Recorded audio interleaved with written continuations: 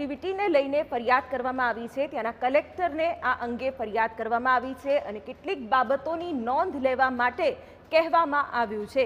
રજૂઆત કરવામાં આવી છે કે આ એક્ટિવિટી સામે એટલે કે નિયમોના વિરુદ્ધ પેરાગ્લાઇડિંગ કરાવાતું હોવાનો આક્ષેપ થઈ રહ્યો છે। અંધારામાં પેરાગ્લાઇડિંગ કરાવાતું હોવાનો આક્ષેપ કર્યો છે। સાપુતારાના સ્થાનિક પાયલોટે કલેક્ટરને આ અંગે ફરિયાદ કરી છે। સાંજે પેરાગ્લાઇડિંગ પર પ્રતિબંધ છતાં આ એક્ટિવિટી કરાવાય છે તેવો પણ આક્ષેપ કરાયો છે।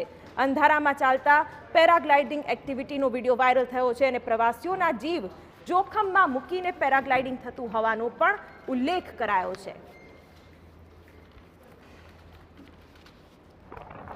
હું ટેન્ડમ પાયલટ છું, 10 વર્ષનો અનુભવ ધરાવું છું। આજે ડાંગ કલેક્ટરને અરજી આપવામાં આવી છે। સાપુતારા પેરાગ્લાઇડિંગ ખાતે અનેક ગેરરીતિ થાય છે અને 6 વાગ્યાનો ટાઈમ છે, છતાંય 7:30 વાગે રાતના સમયે લોકો પેરાગ્લાઇડિંગ કરવામાં આવે છે અને નીચે ત્યાંથી લેન્ડિંગ થાય નીચે માલેગામમાં તો 66 kV લાઈન ઝાડવા તારો છે, તો કંઈક બનાવ થઈ ગયો તો જવાબદાર કોણ? દાહોદના ઝાલોદમાં એક